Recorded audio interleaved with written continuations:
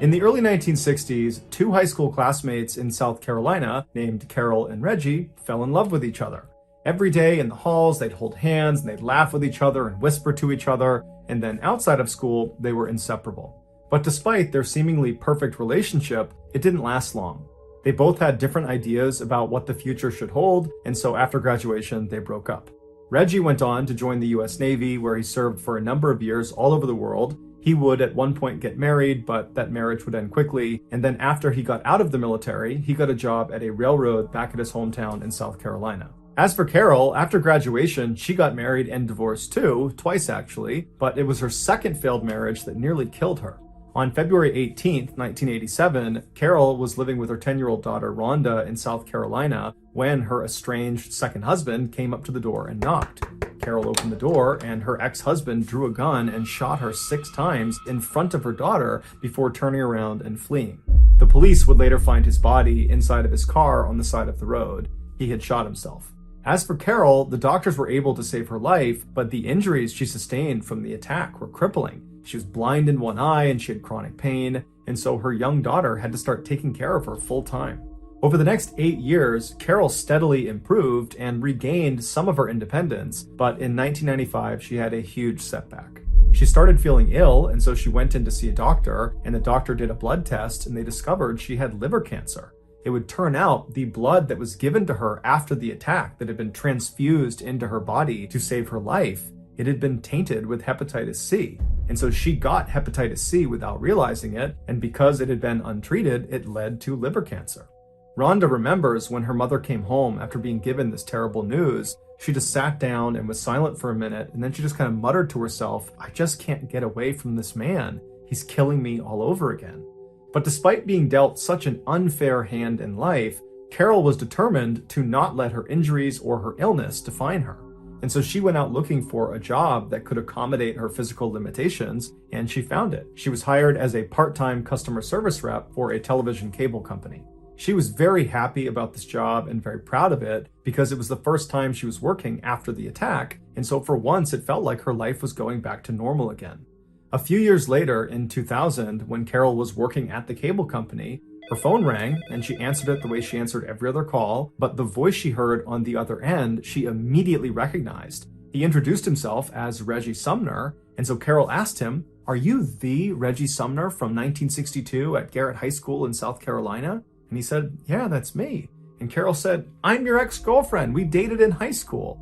And so it was this incredible reunion, this totally chance phone call, and for the next hour or so, they just chatted on the phone about everything from their kids to their relationships they've been in to what they're up to now. I mean, they had a lot to catch up on since they hadn't seen or heard from each other in nearly 40 years.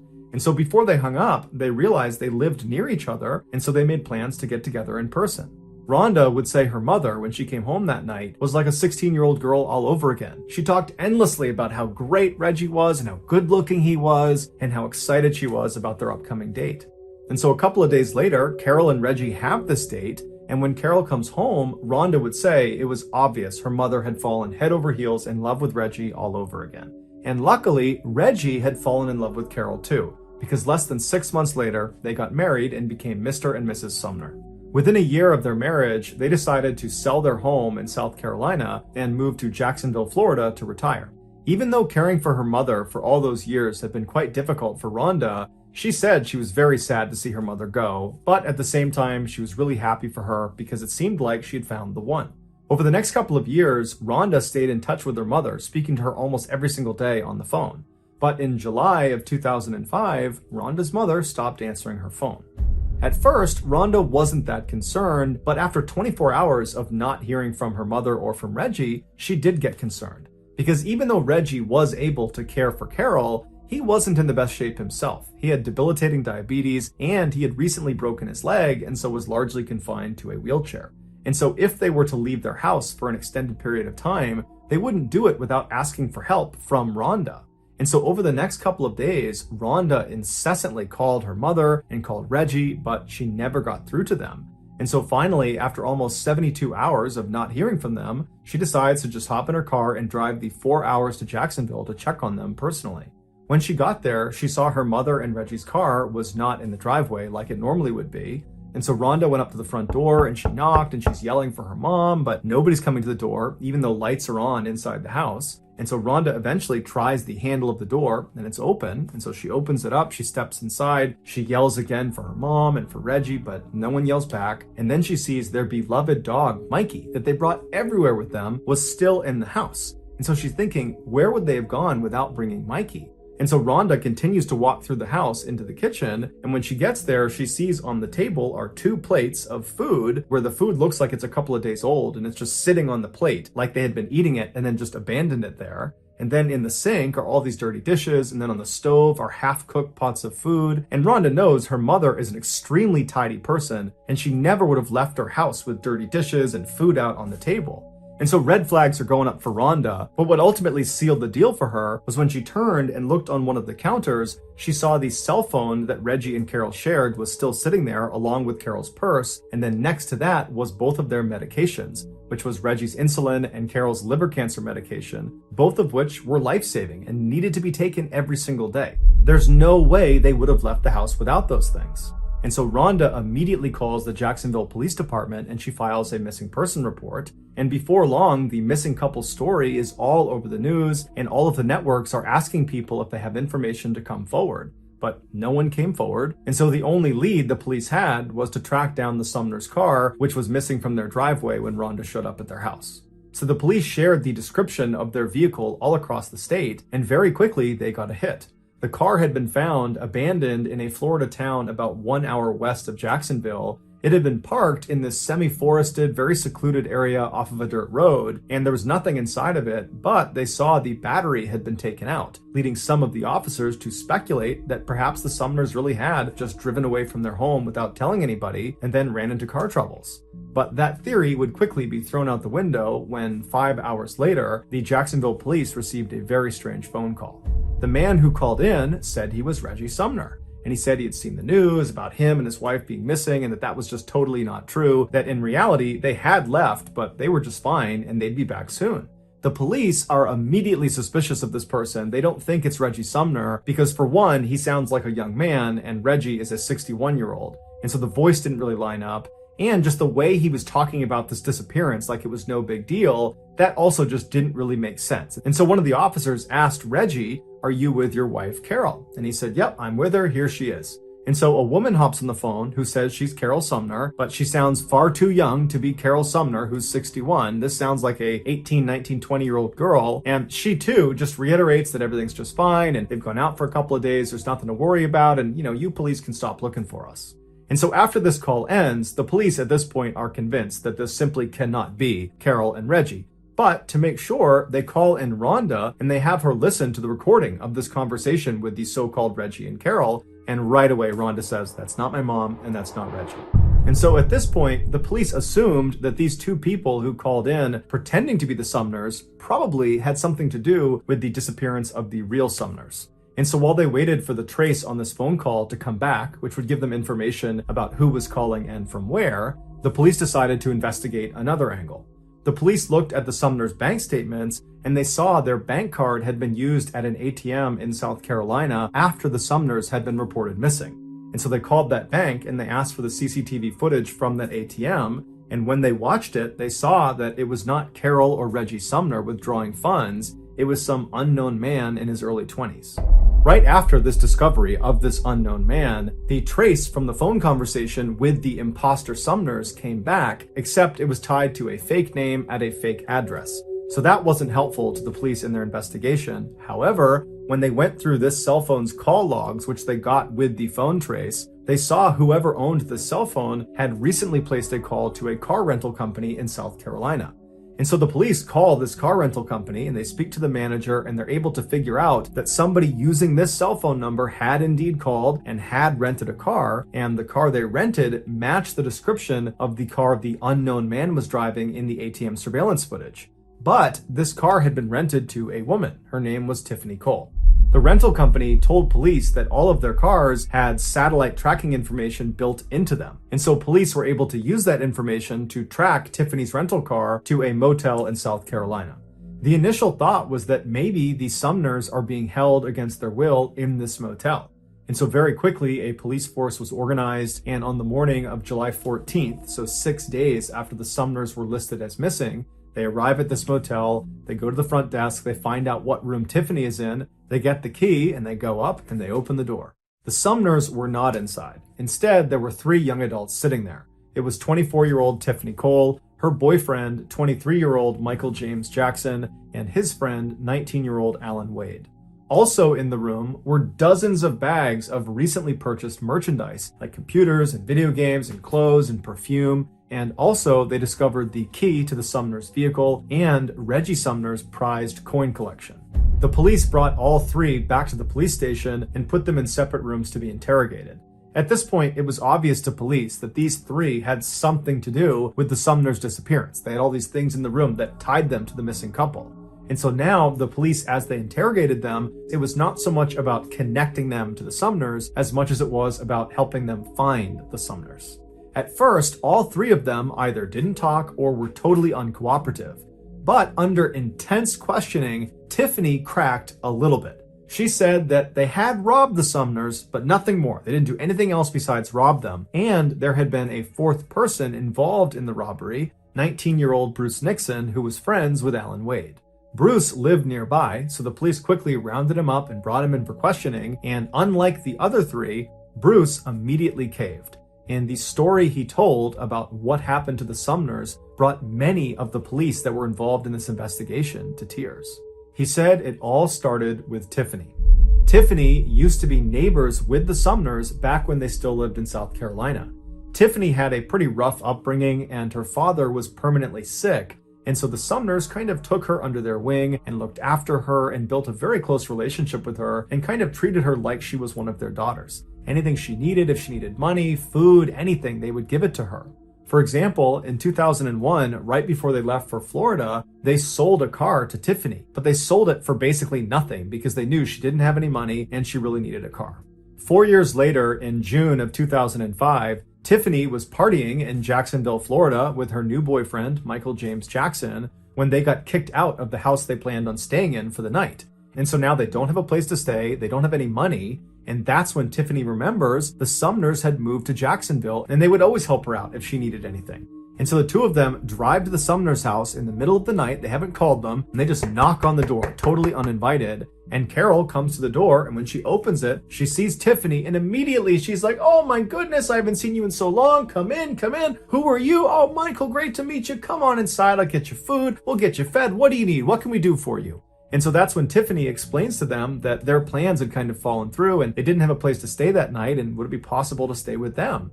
And so Carol and Reggie right away say, "Absolutely no problem. Tiffany, Michael, you guys are guests here. You're welcome. Stay as long as you want." And so that night, Carol cooked a big meal for them and they all sat down at the table. And at some point, Carol and Reggie talk about the sale of their house in South Carolina. And somehow it came up that they had made $99,000 in profit from this sale. And they were so happy about it because now they could really retire comfortably. And so as soon as they said that, Tiffany and Michael shot glances at each other because they knew they had to come back and rob them. The next morning, Carol and Reggie got up early, they made coffee and they made breakfast, and they were hoping that Tiffany and Michael would stick around for the day and spend some more time with them. But Tiffany and Michael were very quick to want to leave. They said, "Thank you very much, we got to hit the road." And so they left. And as soon as they get in the car, they start planning how they're going to come back and rob the Sumners and get their hands on that $99,000.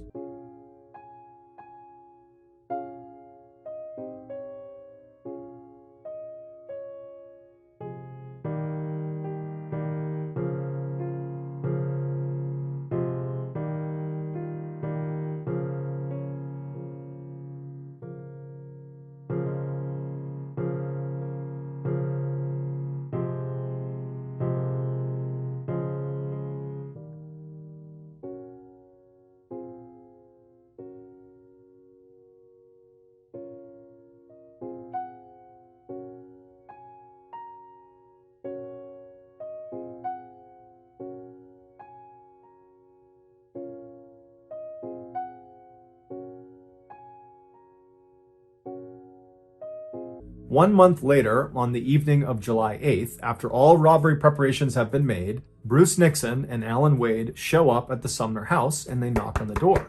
When the door opens, it's Carol, and she doesn't recognize either of them, but being as kind and generous as she was, she said, "Hey boys, what can I do for you? How can I help you?"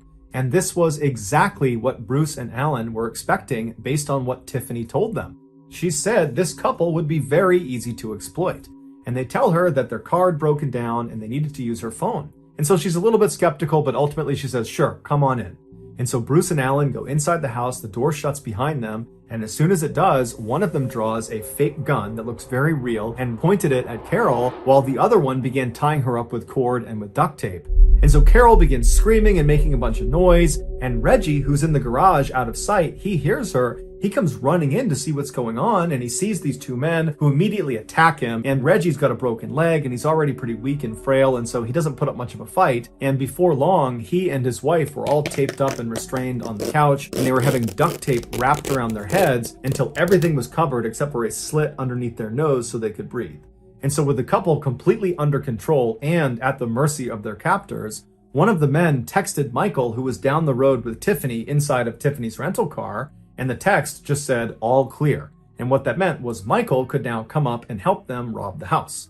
And so Tiffany stays down the road in the rental car. Michael makes his way up. He goes inside, and he, Bruce, and Alan proceeded to ransack the house. And while these three men are moving room to room, taking all of their valuables, Reggie and Carol are probably thinking to themselves that, you know what, this is awful, we're getting robbed, but after they take whatever they take and they leave, we'll be fine, we'll recover.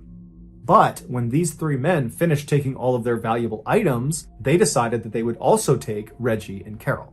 So they stood the couple up and they marched them into the garage and they put them in the trunk of their own car. At this point, Bruce left the Sumner's house and went down the road and got in Tiffany's rental car, and Michael and Alan, they got into the Sumner's car, and the two cars met up on the road and then drove 40 minutes northwest just over the border into Georgia, where they found this access road and they went down it until they reached this very secluded section of forest. This was not just some random spot in the middle of the woods in Georgia. This was a pre-selected spot that Tiffany and the others had been out to 2 days earlier to prepare it. And what they had done to prepare was to dig a grave for the Sumners. Michael and Alan, in the Sumner's car, drove up right next to the gravesite, while Tiffany and Bruce came up right behind them. And once they'd all stopped, they got out of the car and they went right behind the Sumner's car and they popped open the trunk.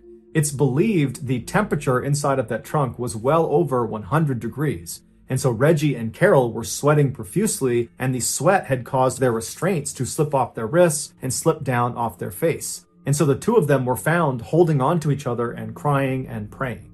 Seeing how weak they already were, the group decided they did not need to put new tape around their wrists or their face. They weren't going to go anywhere. And so they grabbed the two and they pulled them out and dumped them on the ground. It was probably around this time that the Sumners realized Tiffany was one of these four people that was doing this horrible thing to them. And I can only imagine the heartbreak they experienced. This girl that they took in under their wing, that they thought of as a daughter, was betraying them in such a heinous and horrible way.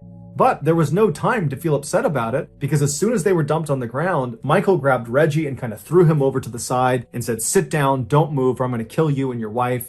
And then the others grabbed Carol and dragged her away from her husband over to the edge of the grave, where they literally ripped the jewelry off of her face and off of her body.